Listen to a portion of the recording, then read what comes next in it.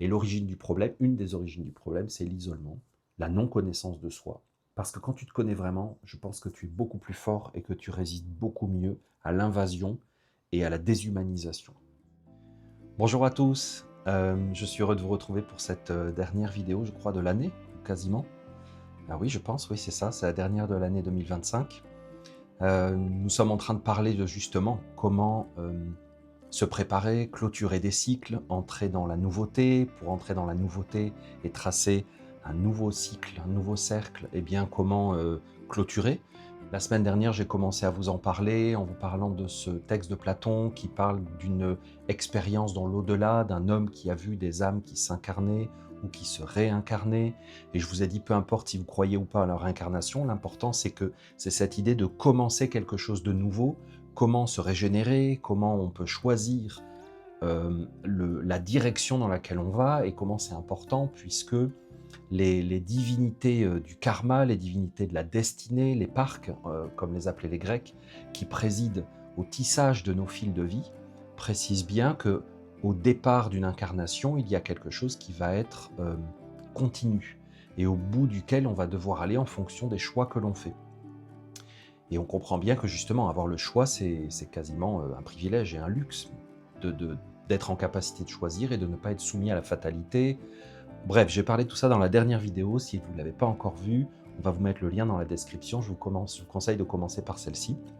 Je voudrais poursuivre aujourd'hui ce propos en parlant de notre pouvoir créateur et notre capacité d'action. Et pour ça, je voudrais rebondir sur un excellent commentaire qui a été fait sous la vidéo précédente, qui vient de Martine Kaldoun, je pense. Je ne sais pas si c'est des pseudos. Sur YouTube, c'est compliqué parce que souvent vos noms n'apparaissent pas en clair. Et donc, elle dit, je vous laisserai lire le commentaire. Elle dit, vous citez par exemple la cause agricole comme un fait sur lequel il ne faudrait pas s'attarder sous peine d'alourdir son âme, de la détourner, de la fatiguer. Donc, je précise que je parlais de la nécessité de prendre des moments pour se poser et déposer notre investissement, notre implication, notre entrée, notre action permanente. C'est-à-dire, il y a des moments où il faut se reposer, il faut s'endormir, il faut se régénérer, il faut récupérer son énergie, et pour ça, il est nécessaire de mourir et de se détacher. Et je disais que la fin d'une année, c'est juste une opportunité, une occasion pour justement pour faire cet exercice, mais qu'en réalité, je vous transmets des enseignements que Pythagore donnait il y a presque 3000 ans. Enfin, il n'y a rien de nouveau sous le soleil, on est d'accord. La nécessité à la fin de la journée de faire la rétrospective de la journée pour s'entraîner à finir, à clôturer les cycles, à finir nos vies, à finir nos expériences, puisque dans la vie, il y a tout un tas de cercles, de cycles comme ça, d'expériences, la nécessité de tout déposer pour faire un bilan. Et donc, je prenais l'exemple du commentaire de Agnès, qui est en Australie, qui a dit, oui, tu as vu la tuerie. Et j'ai dit, tu vois, si, c'est peut-être pas le moment pour toi, puisque Martine, là, tu es impliquée dans ce soutien aux agriculteurs. Tu vas parler de ça après. Si tu te dis que, justement, tu veux profiter de cette fin d'année pour toi, faire un bilan, te poser, mais tu peux le faire dans 2 semaines, dans un mois, c'est pas nécessairement maintenant. Mais si tu le décides, c'est un peu comme, tu vois, quand tu es chez toi et que tu dis, bon, allez, là, je vais méditer, je vais faire ma pratique, etc. Eh bien, il faut fermer ta porte, te centrer, te détacher. S'il y a du bruit à l'extérieur, ne pas y prêter attention. Tu vois, il faut que tu développes les capacités d'être moins attiré. Tu vois, la force d'attraction vers l'extérieur qui est nécessaire pour la rencontre, pour la connaissance, pour le déploiement, pour l'apprentissage. Mais à un moment donné, il faut s'intérioriser. Tu vois, la digestion de ce que l'on mange, elle a lieu à l'intérieur, dans l'obscurité, dans le cachet de l'intérieur de notre organisme. C'est un processus interne. Donc, tu dis, la cause agricole, c'est comme si j'en avais parlé comme un fait sur lequel il ne faut pas s'arrêter sous peine d'alourdir l'âme, de la détourner, de la fatiguer. Tu comprends? Je le dis dans le cadre d'un mouvement de recentrage et de régénération. C'est le principe du jeûne, si tu veux. Si tu veux te régénérer, comme dirait notre cher ami Thierry Casasnovas, si tu veux te régénérer, eh bien, il faut faire pause dans ta vie. Parce que tu ne peux pas être en permanence en train d'ingérer des expériences, des informations, des influences, et en même temps, pouvoir tout digérer. À des moments, il faut faire pause. Tu vois, des fois, c'est trop, tu as besoin de faire un break, voilà, on connaît tout ça. Donc c'est dans ce cadre-là que je l'ai dit. Ensuite, tu dis: «Qu'aurait fait Jésus aujourd'hui? Il ne serait pas resté sur la montagne, c'est en tout cas ma conviction». Je n'ai pas la même. Je suis allé ces derniers jours sur les blocages d'agriculteurs, au milieu des fumées des palettes de pneus qui brûlaient, des hommes, des femmes, des cœurs, pas seulement d'agriculteurs d'ailleurs. J'y ai vécu les béatitudes, les échanges, les pleurs, les sourires, des lumières surtout. Alors oui, les infos anxiogènes sont nocives si elles ne finissent que dans la tête. Mais elles nous mettaient, mais si elles nous mettaient en action, point d'interrogation. C'est là que les miracles de la vie arrivent. Tout à fait, Martine. Je suis tout à fait d'accord avec ton expérience, ton retour d'expérience. Et on pense la même chose. Mais tu vois, donc, en cette fin d'année, c'est l'opportunité de te poser, mais encore une fois, c'est pas nécessairement maintenant. Si tu t'engages, par exemple, dans le soutien à des gens qui sont en problématique actuellement, eh bien, à l'évidence, tu es pas dans un moment d'intériorisation et de recentrage. C'est pas un problème. Tu le feras, mais je vous conseille vraiment de le faire. Tu te recentres et là, tu peux digérer tes expériences. Parce que tu vois, même quand tu parles de toutes ces rencontres, de ces pleurs, de ces rires, de ces lumières, de ces béatitudes dans les rencontres et dans le soutien mutuel, par exemple avec les agriculteurs. Tu vois, c'est un peu toutes les expériences que nous pouvons vivre lorsque nous ressentons quelque chose d'enthousiasmant à aider l'autre, à nous mobiliser pour le secours. C'est ce qui fait que dans les grandes épreuves, nous les humains, nous avons tendance à retrouver nos liens communautaires et à nous soutenir les uns les autres parce que nous estimons que nous sommes devant des dangers imminents ou des choses très très graves. C'est un peu le drame, un peu le problème de l'être humain, c'est qu'on dirait qu'à chaque fois, il faut le tisonner pour que tout d'un coup, il se réveille. Tu vois, il y a un vieux sage en Afrique qui m'avait dit: «L'homme, il est comme une sorte de» comment on appelle ça? Vous savez les choses naturelles qu'on fait pour, allumer, pour avoir de la lumière, des bâtons de feu, je sais pas comment on appelle ça. Voilà, des sortes de chandelles sauvages qu'on fait dans la forêt, que les pygmées font. On l'allume, ça tient, mais au bout d'un moment, l'homme, il est comme ces bâtons, il s'étouffe lui-même, la flamme s'étouffe et il faut le remuer, le tisonner pour le raviver. Et l'homme, il a cette tendance à s'endormir un peu sur ses lauriers. C'est notre grand sage Jean Blic aussi qui dit ça dans son protreptyque, vous pouvez lire ça, partie 8. Il dit la foule, c'est-à-dire les humains inconscients qui cherchent ils veulent être heureux, il dit, ils veulent être heureux, mais en gros, ils font rien pour, ils se contentent juste de survivre. Ils se satisfont de survivre, mais dans le fond, ils veulent être heureux, mais ils ne s'en donnent pas réellement les conditions. Et je trouve que c'est vrai, c'est que c'est souvent dans les moments difficiles que tout d'un coup on dirait qu'on se réveille. Mais ça a son utilité, je suis tout à fait d'accord. Et donc si tu sens que toi c'est un moment où tu veux aller justement partager ta force, ton enthousiasme, ton soutien, parce que tu as de l'énergie en plus et tu vas la partager à ceux qui sont en négatif, en détresse, en manque, en absence, en vide, eh bien c'est ce qu'il faut faire.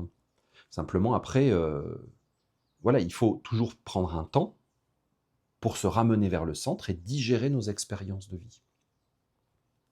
Et tu vois, ton commentaire, Martine, il est tout à fait édifiant parce que moi, je soutiens théoriquement, bien sûr, bon, je suis à des milliers de kilomètres, mais je soutiens théoriquement ce mouvement. Mais je voudrais vous transmettre un élément supplémentaire. Oui, nous pouvons nous sentir vivants quand nous nous serrons les coudes, que nous nous entraidons et que nous participons à aider, à soulager, à encourager, à améliorer.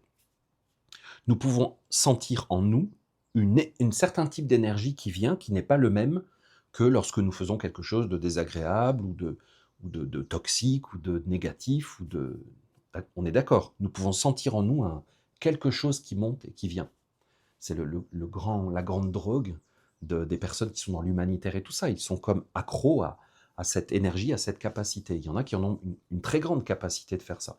Simplement, je trouve qu'il faut ramener dans l'équation un élément qui est très important, et c'est la capacité qu'a l'homme à s'éveiller à une chose. Tu vois, il s'éveille à une chose, et on pourrait résumer ça au regard. L'homme a une capacité à regarder le monde. Moi, c'est quelque chose qui me fascine. Alors, on le voit, bien sûr, on voit le regard émerger dans le règne animal. Mais on dirait que l'être humain, il a la capacité de regarder une chose de plusieurs façons. Il a une capacité à être en relation avec la vie et à regarder la vie de plusieurs manières, en fonction de sa vie intérieure. Et en fonction de sa vie intérieure, il va avoir une appréciation, il va apprécier des situations, des événements, de telle ou telle façon.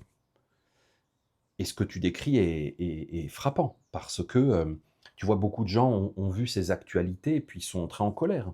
Il y a eu des commentaires dans ce sens d'ailleurs, qui ont ressenti beaucoup de colère, beaucoup de, même de haine, vraiment de violence à l'intérieur de soi. D'ailleurs, je pense que c'est légitime.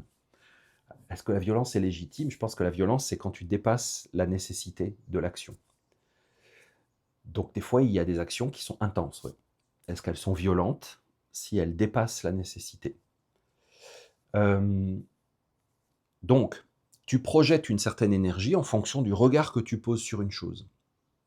Le regard des gendarmes, des CRS, des hommes politiques, voilà, des grands financiers internationaux sur l'agriculture, les agriculteurs, les troupeaux, les champs, n'est pas le même que celui des agriculteurs eux-mêmes, et encore des agriculteurs entre eux. Les agriculteurs ne sont pas une seule masse, ce sont des individus. Et il n'est pas le même que celui d'un quelqu'un qui n'est pas agriculteur comme moi. Je ne suis pas un citadin, mais je ne suis pas un agriculteur. Je n'ai pas d'expérience d'agriculture. J'ai des expériences de potager, à la limite. Vous voyez, le regard que nous portons sur les choses, il est fondamental. Et par exemple, dans l'agriculture, ce qu'on a très bien vu, je vous l'ai décrit souvent, c'est étudier la révolution industrielle, étudier l'émergence de l'agroalimentaire, de l'industrie chimique, de toutes les méga-industries chimiques, et comment ils sont rentrés dans le monde agricole, avec des promesses, avec des formations, avec des apprentissages, avec des déformations, des mécanisations. Voilà, on étudie tout ça, et en fait, si on le regarde un petit peu, alors il y a les choses très factuelles, il y a les chiffres, il y a les initiatives, il y a les procédures. Mais si on le regarde un peu de plus loin, ce qu'on peut s'apercevoir, c'est ce qui a été modifié à l'origine, c'est le changement du regard. Le regard, l'œil de l'agriculteur, l'œil du consommateur urbain, l'œil du financier, l'œil du politicien ont été modifiés, et lorsqu'ils se posent sur l'agriculture, ensuite ils sont orientés d'une certaine façon.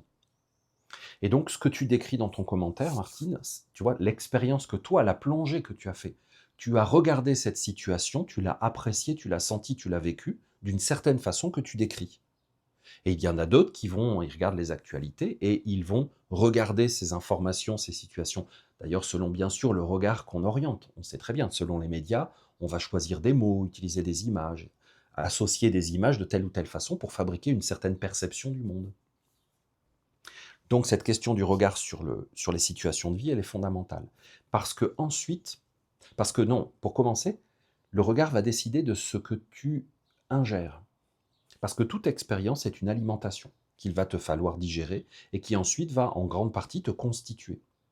Donc, si ton regard génère à l'intérieur de toi, par exemple, de la colère, de la violence, de la rancune, voilà, et comme tu l'expliques, que ça reste cérébral, tu vois, ça reste mental, intellectuel, émotionnel, que tu ne passes pas à l'action, eh bien, tu vas ingérer à travers ces informations, ces faits, ces choses qui se passent, tu vas ingérer, euh, par exemple, de la violence, du rejet, du refus, etc. Mettons, si tu es opposé à ce qui se passe et que tu crois la méga propagande gouvernementale, tu vas dire mais quand même, ils ne se rendent pas compte, il faut vraiment abattre tous ces troupeaux, c'est trop dangereux, la maladie qui arrive, etc. Voilà, comme pendant le Covid, on aurait dû tuer tout le monde, ça aurait été plus simple. Tu vois, tu vas arriver à des extrémités comme ça de réflexion parce que tu vas suivre le regard qui t'est proposé d'une certaine façon, et c'est ça finalement que tu vas manger. C'est-à-dire qu'à travers le même fait, les mêmes expériences, nous pouvons nous nourrir de différentes choses en fonction de notre vie intérieure, de ce qui correspond. Et là, nous retrouvons notre notion de cercle, tu vois, de l'année, de cycle de l'année.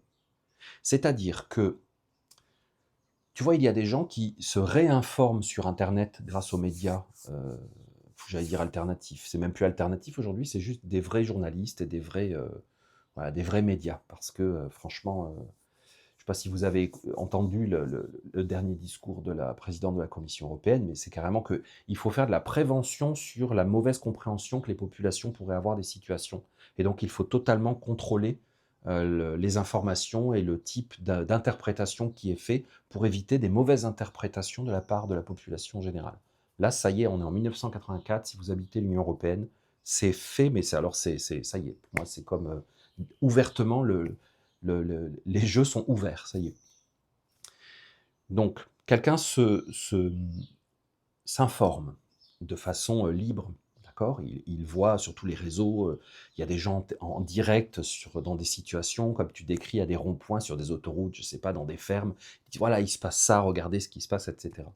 Eh bien, qu'est-ce que ça va provoquer à l'intérieur de lui? C'est déjà en partie inscrit parce que ça sera la suite. Hein, nous ne sommes pas nés de la dernière pluie.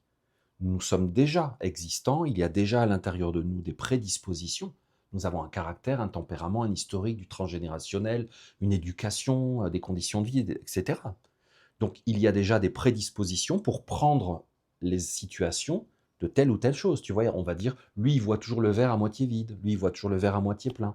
D'accord? Et nous avons des prédispositions. Ces prédispositions viennent d'un cercle, d'un cycle précédent. C'est donc important, si nous voulons pouvoir finaliser quelque chose ou au moins prendre un nouvel élan, c'est important d'avoir des moments où nous nous posons, nous nous déposons et nous diminuons le mouvement et la stimulation intérieure. Tu vois, c'est important parce que si tu veux pouvoir engendrer une nouvelle direction, tu vas devoir diminuer ce qui auparavant te faisait fonctionner d'une certaine manière. C'est évident ce que je dis, hein. Quand tu es en voiture, si tu as tourné à gauche, si tu veux aller à droite, il va falloir changer de direction. Mais tu ne peux pas changer de direction si tu ne modifies pas le mouvement qui te fait avancer. Donc si déjà tu as tendance à être frustré, malheureux, en colère, tu vois, eh bien quand tu vas aller vers des informations à travers des médias, tu vas probablement accrocher ce qui va venir alimenter le mouvement qui est déjà à l'intérieur de toi. Et après, tu vas monter dans une surenchère, une exagération de tout ce qui dans le monde peut te alimenter à l'intérieur de toi, la colère, la frustration, la déception, la violence. Alors, c'est pléthore, hein, on a l'embarras du choix. Et je prends l'exemple inverse. Si à l'intérieur de toi, il y a un mouvement de repli, d'isolement, d'élévation, c'est un mot cliché, mais on se comprend, tu vois, de détachement, eh bien, tu vas prendre tout ce qui dans ton environnement peut alimenter ça à l'intérieur de toi, et ça peut aller jusqu'à un détachement de la réalité. Et tu peux, par exemple, entendre parler de ce dont tu nous parles, Martine, ici, des agriculteurs et tout ça, et dire, mais non, le Christ va revenir, d'ailleurs il est déjà là, on l'a vu dans le métro de Londres la semaine dernière.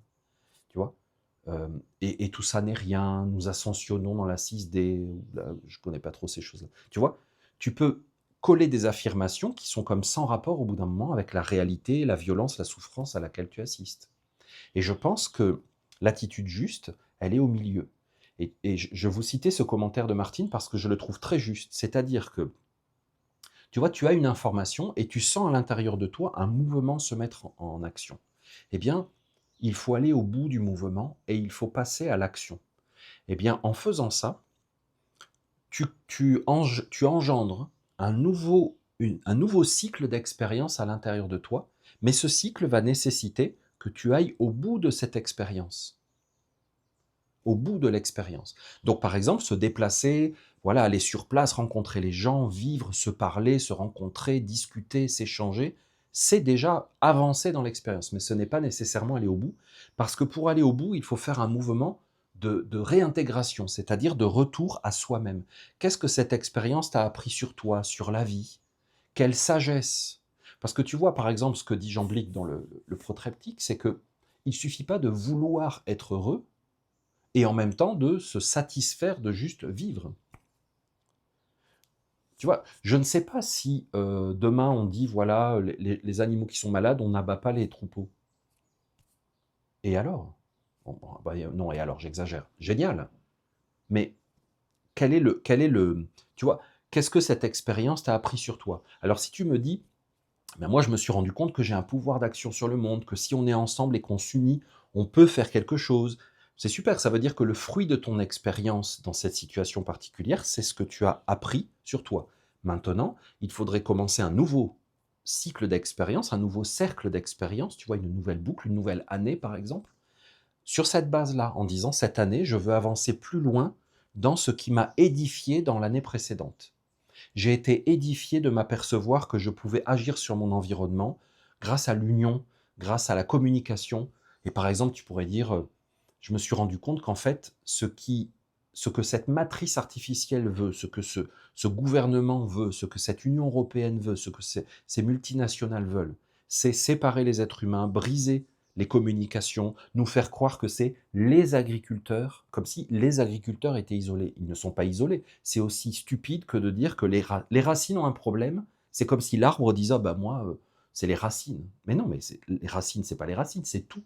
Les agriculteurs sont la partie de nous qui nous alimente. Comment on pourrait penser qu'ils ont un problème? Il faut voir comment on en parle dans les médias. Non, mais c'est complètement c'est délirant, c'est délirant. Donc si tu te rends compte de ça, tu te rends compte que cette intelligence artificielle fonctionne et vit de la division, de la séparation, et qu'il faut se parler. Il faut s'acheter et s'échanger en direct. Il faut favoriser les circuits courts, il faut se soutenir, il faut discuter, il faut se connaître, etc. Et retrouver une expérience humaine beaucoup plus réelle, qu'on nous a fait rentrer dans un délire de... Alors c'est même mondial, virtuel, on nous a fait rentrer dans un fantasme d'existence pour pouvoir nous contrôler. Mettons que tu te rends compte de ça grâce à cette expérience. Eh bien, tu veux commencer une nouvelle année sur cette base-là, pour aller plus loin. Parce que, comme nous dit Jean Blic encore une fois, il ne faut pas se satisfaire et se contenter de vivre.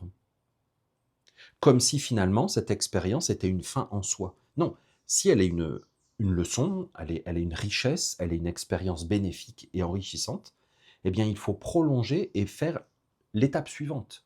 Il faut avancer, il faut approfondir. C'est dans la profondeur qu'on va trouver la réalité de l'expérience. Et Jean Blic explique que pour ça, il faut le vouloir. En fait, il faut vouloir accéder à la réalité, à la vérité des choses. Il utilise le mot vérité, par exemple, le mot sagesse, puisque c'est toute l'époque où les philosophies, c'est-à-dire les êtres qui aiment la sagesse. C'est-à-dire qu'à travers toute expérience de vie, y compris ce que Martine décrit dans son commentaire, d'aller à la rencontre de gens qui sont en détresse et qui sont, c'est pas un verbe en français, mais on s'en fout, ils sont génocidés totalement par l'Union européenne et l'État profond et tout ça, et les multinationales financières, ils sont génocidés. Voilà. Quelle est la sagesse profonde de cette expérience? Mais cette sagesse profonde n'est pas seulement extérieure. Elle est extérieure dans le sens où c'est bien une expérience à l'extérieur de toi, avec d'autres personnes, avec les gouvernements, avec la situation, et puis les rencontres, les échanges. Mais il y a aussi une dimension intérieure, tu vois, à l'intérieur de toi. Qu'est-ce que ça t'a appris sur toi? Qu'est-ce que ça a fait émerger à l'intérieur de toi? Qu'est-ce que ça t'a montré? Qu'est-ce que ça t'a donné envie de devenir? Tu vois, il faut vraiment essayer de chercher l'essence personnelle individuelle de ton expérience. Parce qu'il y a une sagesse qui concerne chacun. Et il ne faut pas nécessairement chercher à décrire une sagesse collective que nous devrions tous comprendre et à laquelle nous devrions accéder comme les gros titres d'un journal, pardon. Tu vois, c'est toi. Parce que la sagesse, c'est toujours un contact personnel avec la grande sagesse de la vie elle-même. Donc, quel est ton contact avec la vie qui a été renforcé, qui a été régénéré, qui a été grandi, qui a été intensifié grâce à cette expérience? Et qu'est-ce que tu vas en faire? Parce que si c'est une démarche narcissique pour se faire du bien, on connaît, on a tous ce mode de fonctionnement de vouloir faire le bien ou quelque chose qui est valorisé par la société ou par notre communauté pour nous sentir être une bonne personne. Ça, c'est un grand classique de l'existence humaine et c'est normal. Mais pour aller plus loin que ça, en tout cas, ce que décrit Martine, c'est pas du tout ça qu'elle a vécu. Mais comment faire pour que ce ne soit pas exceptionnel? Je vous ai souvent parlé de mon expérience à moi, en 1989 sur le mur de Berlin. Vous pouvez, j'imagine, retrouver les images d'archives. Donc en novembre, le mur, comment dire? On peut l'ignorer, on peut traverser. De nouveau, les Allemands de l'Est peuvent aller à Berlin-Est, peuvent communiquer vers l'Ouest. Donc novembre 89. Et puis vous pouvez regarder ça. Donc au 31 décembre 1989, moi j'étais à Berlin, à la porte de Brandebourg, au mur de Berlin. Toute la ville s'est rassemblée là, des deux côtés. Et c'était une célébration. Et bon, j'étais très jeune, mais j'étais adolescent. J'avais là vraiment la sensation que ça y est, la fraternité était advenue, on avait fini avec la guerre froide, on allait tous se prendre dans les bras, et on avait tous compris, que nous avions collectivement tous compris, une sagesse. C'est qu'il n'y a plus besoin de nucléaire, il n'y a plus besoin de guerre, il n'y a plus besoin de frontières, nous sommes tous les mêmes, nous sommes tous frères et sœurs, etc. Mais tu vois, nous n'avons pas tous accédé aux mêmes sagesses et aux mêmes choses, évidemment. Donc en fait, tu vois, j'ai commencé à vous parler de ça la semaine dernière, de vous dire, qu'est-ce qui cette année a été quelque chose de vraiment profond, mortel, éternel, qui a une dimension de l'âme vraiment, et qu'est-ce qui a été des circonstances extérieures de mon expérience? Eh bien, en réalité, la clé de ce travail, c'est ce que tu regardes. Tu vois, qu'est-ce que tu considères? Qu'est-ce que tu regardes? Et qu'est-ce qui anime ton regard? Est-ce que tu es celui qui regarde ou est-ce que tu es totalement plongé dans ton activité sensorielle et de conscience de regarder et que tu n'as pas conscience d'avoir conscience? Il faut, tu vois, c'est pour ça qu'il faut à des moments se poser et prendre du recul sur ce que l'on a vécu. Essayer de se regarder faire, de se regarder être et essayer de regarder, de percevoir qu'est-ce qui anime notre regard, qu'est-ce qui manipule notre regard, qu'est-ce que nous percevons à travers une chose et pourquoi nous posons notre regard de telle ou telle façon. Et ça, c'est vraiment fondamental parce que c'est notre pouvoir créateur.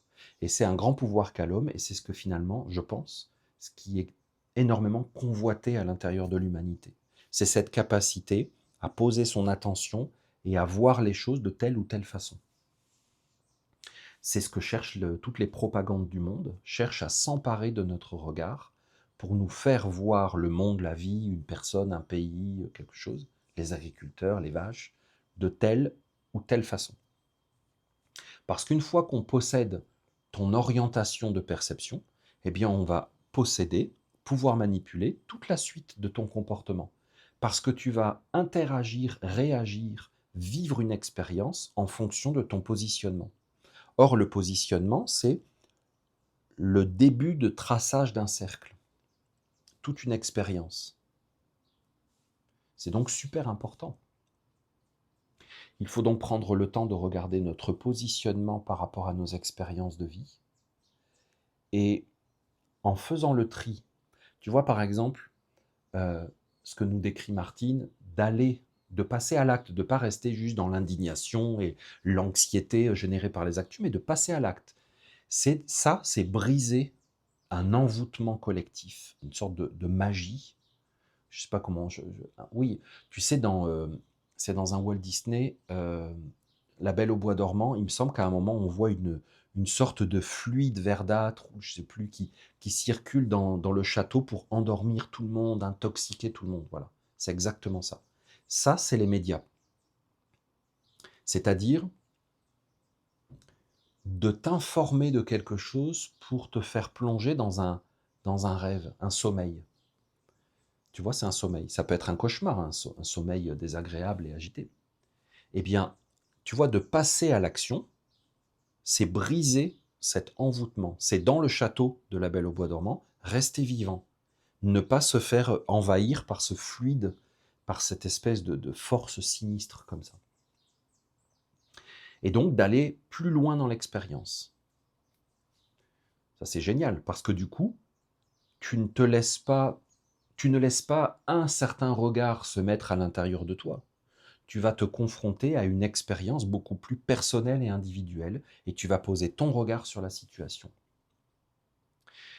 Simplement, regarde-moi au 31 décembre 1989, à la porte de Brandebourg à Berlin, Tout mon être, en plus, jeune adolescent, tu vois, tu es complètement enthousiaste, intense dans tes sentiments et tes émotions. Tout mon être était comme un énorme œil, et je regardais tous ces gens qui montaient sur le mur, et ces gens qui se prenaient dans les bras, et puis c'était incroyable, parce que j'étais allé à Berlin 2-3 ans avant, quand c'était le mur de Berlin, avec les soldats, les miradors, les tirs à vue et tout, donc si tu veux, j'ai vraiment eu un espèce de choc de fraternité, de liberté, voilà.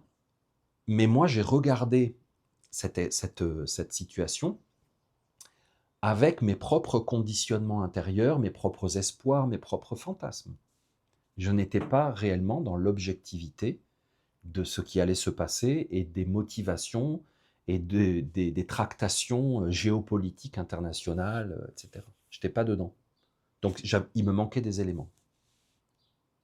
Ça veut dire que nous pouvons être manipulés, nous pouvons être influencés, sous influence, et que même lorsque nous allons vivre des choses, nous pouvons encore être remplis, et c'est juste normal, de croyances, de limitations, de là où nous en sommes de notre vie. Et il faut donc, et c'est la grande magie de la vie, c'est de nous faire plusieurs cycles, de recommencer, de revisiter, de re-rencontrer, d'évoluer, de nous transformer. C'est pour ça que ces questions de retour, alors il y a eu un long commentaire aussi qui disait on tourne pas en rond, on évolue. Ça, c'est quand tout va bien.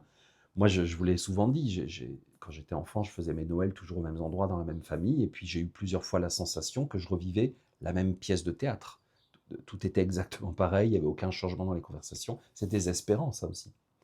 Donc oui, quand tout va bien, justement, tu reviens, tu revisites, tu repasses ces portes, tu fermes le cycle, mais justement, il faut récupérer notre pouvoir créateur pour pouvoir impulser un nouveau mouvement à nos expériences. Sans quoi nous fonctionnons extrêmement souvent sur des conditionnements qui sont comme le trait qui trace un cercle. Nous avons un certain diamètre, une certaine orientation, une certaine énergie, et il faut réussir à modifier ça, et ça, c'est pas forcément important, c'est pas forcément facile. Donc, la technique, au lieu d'essayer de modifier le mouvement en cours, c'est d'essayer de se rapprocher du centre.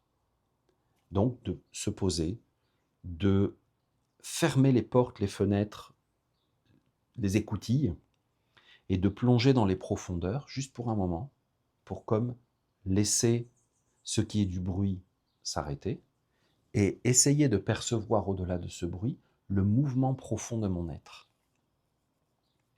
Parce que tu vois, ces situations comme celles que décrit Martine sont passionnantes. Tu vois, je me souviens, j'ai été en Haïti après le tremblement de terre, pas longtemps après, vraiment. Port-au-Prince était complètement à terre, et il y a une épidémie de choléra qui a commencé. Et j'étais en pleine épidémie de choléra. Et si tu veux, le mouvement primordial, c'est il faut faire quelque chose, il faut aider les gens, il faut soigner les gens, il faut reconstruire. Simplement, si tu écoutes un peu plus, tu t'aperçois que toute cette perception, elle est sous-tendue par de la géopolitique internationale, par des volontés de multinationales, de gouvernements, par des organisations soi-disant humanitaires, je ne dis pas toutes, hein, qui, en réalité, créent et maintiennent ces situations depuis des décennies. Et donc, tu t'aperçois que l'idée de faire une œuvre, par exemple en Haïti, à grande échelle, elle est illusoire, parce que si tu veux faire à grande échelle, tu vas affronter ceux qui déjà gèrent Haïti à grande échelle. Et que la seule possibilité que tu as, c'est d'agir en personne. Et donc de redescendre à un niveau beaucoup plus réel, simple, humain et immédiat. Mais tu vois, ça c'est une profondeur de perception, c'est-à-dire une finesse d'écoute. Ou alors, tu sens à l'intérieur de toi que tu es fait pour être un chef d'État, un homme politique, un grand dirigeant, et tout d'un coup, tu veux rentrer dans ce jeu avec les autres puissances, et tu veux devenir une des puissances agissantes sur l'humanité. Ce qui est, c'est une des options qui s'ouvre à chacun de nous. Mais l'important, tu vois, c'est de ne pas te perdre de vue toi-même dans qu'est-ce que tu es, qui tu es. Et je suis tout à fait d'accord avec ce que dit Martine, que si on n'agit pas et que nous sommes bombardés de ces informations anxiogènes, anxiogènes, ignoble, ignoble, atroce, inacceptable, et qui donc, c'est d'une violence, épouvantable.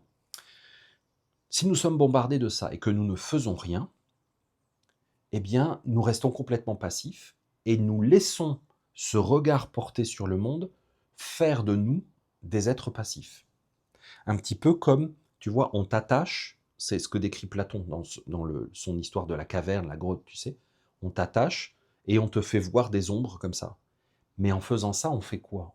On te dit que toi, tu es un esclave enchaîné, que tu n'as aucune liberté d'action. Et comme décrit Martine, passer à l'acte, c'est sortir de la grotte et aller affronter la réalité de la situation et se dire, mais finalement, cette situation est une opportunité pour sortir et briser l'isolement. Mais tu ne peux faire cela que si toi-même tu vas chercher à l'intérieur de toi tes propres capacités. Comme on a vu sur les réseaux, elle était trop mignonne, il y a une mamie qui va faire du café pour tous ceux qui font des barrages, les agriculteurs et tout ça, donc elle dit, je sais plus, je fais 50 litres de café par jour, c'est un cafetière après cafetière. Pourquoi? Mais parce que c'est ce qu'elle a en elle. Tu comprends? Elle était enchaînée à un poteau en train de voir une situation, et elle a une force intérieure qui lui correspond à elle. Donc sa force intérieure, ce n'est pas de s'indigner, de voter pour tel ou tel parti, ou de signer une pétition, ou de se faire élire au Parlement pour changer le système de l'intérieur. Ça, ce n'est pas qui elle est. Elle est qui elle se connaît, et se connaissant, et sur la base de ce qu'elle est elle-même, elle entre en mouvement pour faire quelque chose et passer à l'acte. Et cet acte lui correspond. Elle le fait sur la base de son centre. Donc elle va tracer un cercle sur le point de ce qu'elle est elle-même. Et pas sur le point de ce que on lui a suggestionné, ce qu'on lui a dit. Vous voyez? Donc, ce que je voulais vous dire en cette opportunité de fin cycle, mais encore, je le redis encore, ce n'est juste qu'une opportunité, puisque des cycles, tu en as tout le temps, toute ta vie, des petits, des grands, des moyens. C'est qu'il est nécessaire d'essayer de vraiment conscientiser que tu es en permanence un regard porté sur le monde. Et que la façon dont tu regardes les choses, donc ta vie intérieure, est absolument essentielle. Vraiment. Et que on essaye de mettre à l'intérieur de toi certains regards et certains jugements et certaines manières de regarder, et bien sûr devant toi, on essaie de te mettre sans arrêt certaines images, certains mots, certaines personnes, certaines affirmations. Et on essaie de te manipuler de l'intérieur et de l'extérieur pour te maintenir prisonnier comme dans la caverne de Platon. D'ailleurs, c'est la caverne de Platon. Et que entrer en mouvement, récupérer ton propre centre et aller voir le monde par toi-même, c'est la clé. Parce que tu as un pouvoir créateur. Il ne faut donc pas, parce que c'est énormément convoité. Je vous assure, vous voyez ce qu'on on nous dit, la démocratie. Mais la démocratie, c'est le regard collectif, l'opinion publique. Le regard collectif, il est totalement convoité. Comme l'a dit Tolkien dans Le Seigneur des Anneaux, par exemple, c'est juste une manière de le dire, il y a un être qui veut fasciner et hypnotiser et vampiriser et obliger, contraindre le regard de quelqu'un pour lui faire voir le monde d'une certaine façon. On peut appeler ça l'avidité, par exemple. Voilà. Et donc, il est très important de conscientiser ça et de pouvoir choisir la façon dont nous voulons nous regarder nous-mêmes, regarder notre vie et regarder ce qui nous entoure. Donc ce n'est pas du tout un appel justement à l'inactivité, à l'inaction, à la passivité. Pas du tout. Simplement, je vais vous donner moi ma nature profonde. Quand je regarde, puisque je prends l'exemple de Martine, j'aurais 14 ans, j'aurais été directement avec toi Martine, en train de pleurer, de faire des expériences de béatitude et de se prendre dans les bras et de rigoler avec tous les agriculteurs, direct. C'est certain. Simplement aujourd'hui, je ne peux pas faire autrement que de voir la globalité du système et de voir la guerre globale. Et cette situation, par exemple, que tu décris avec les agriculteurs, l'abattage des troupeaux, c'est une journée sur un des champs de bataille d'une guerre globale. Voilà. Moi, c'est le regard que j'ai. Et donc, ayant ce regard, euh, je décide de faire autre chose de mon propre mouvement de vie. Ou pas autre chose, parce que dans le fond, ce que je fais, la manière dont j'agis, j'appelle de tous mes voeux et de toute ma vie, j'appelle exactement ce que tu décris. Tu vois, quand j'étais jeune, je n'ai pas compris pourquoi euh, à Berlin, la porte de Brandebourg, euh, le 31 décembre 1989, pourquoi il n'y a pas eu plus de fraternité et d'universalité.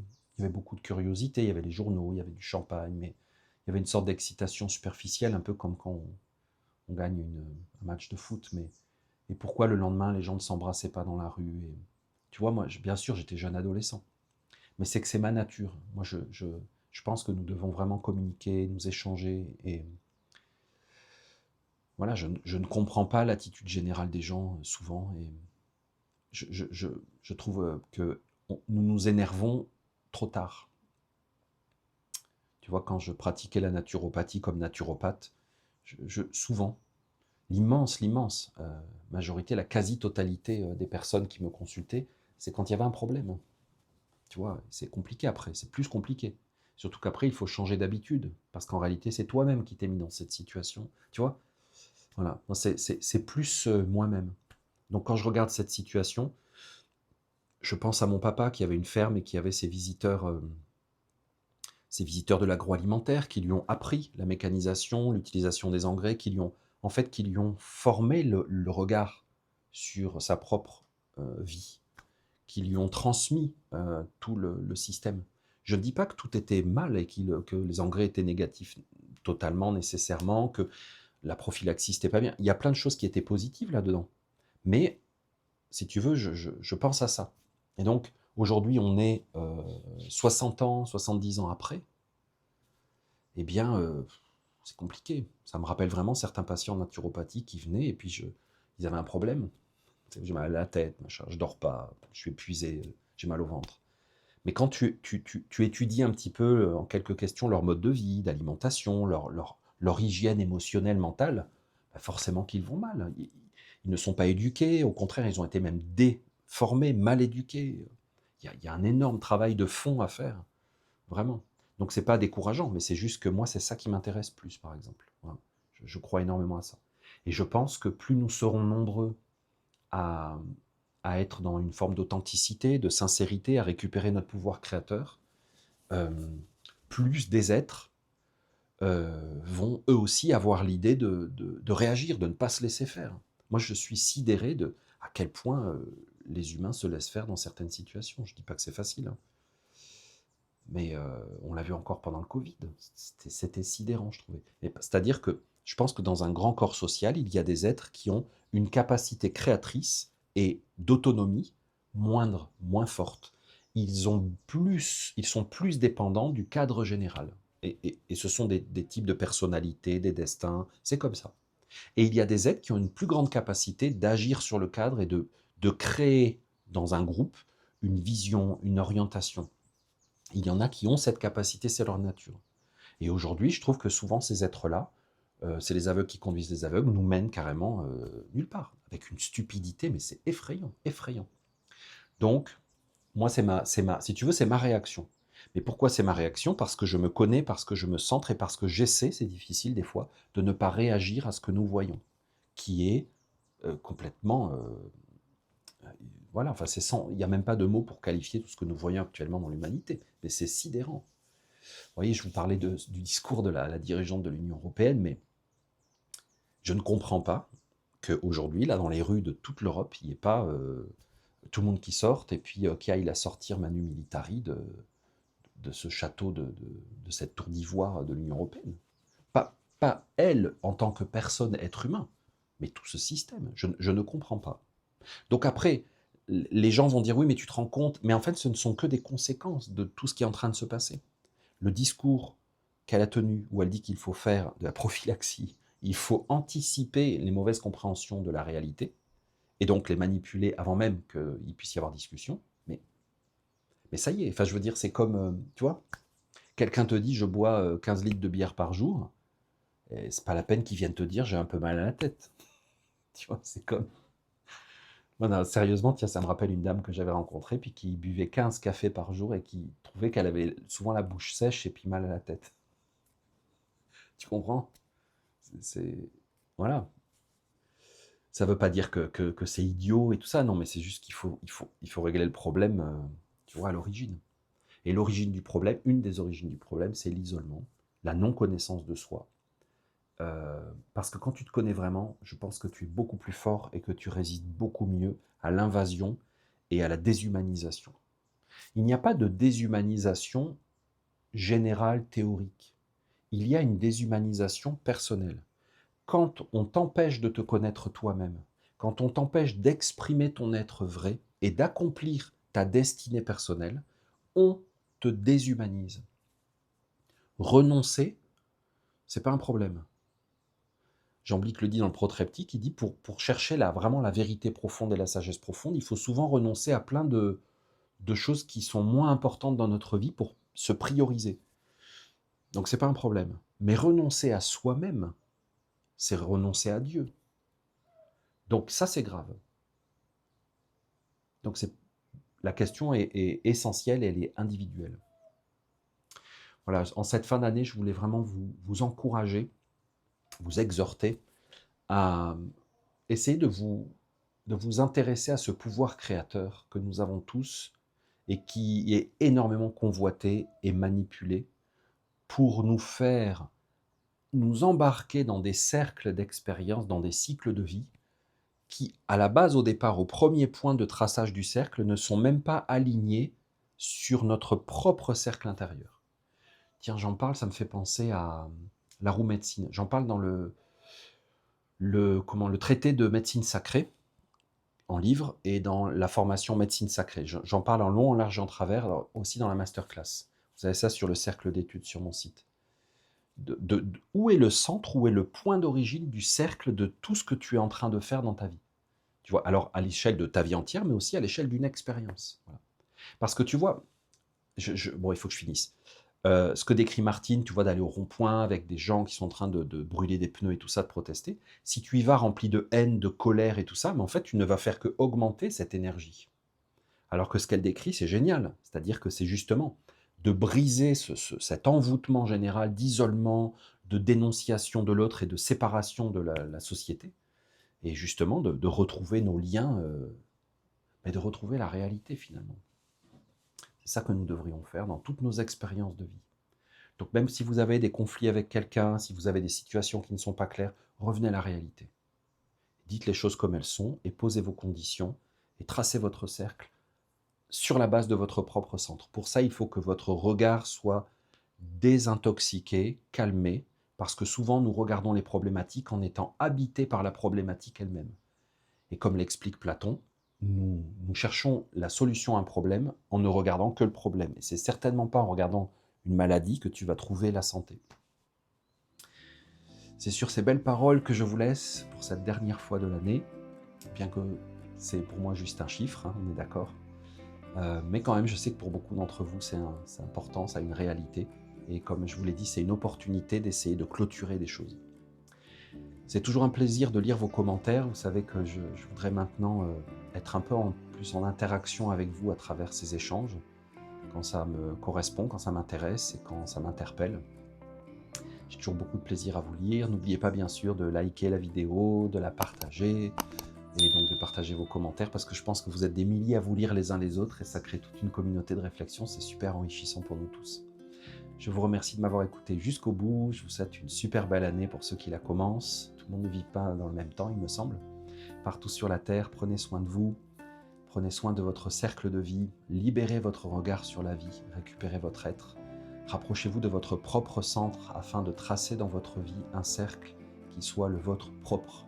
Il peut être comme il est, mais au moins c'est le vôtre et il vient de votre source éternelle et originelle. Un beau bonjour partout dans le monde et à la semaine prochaine.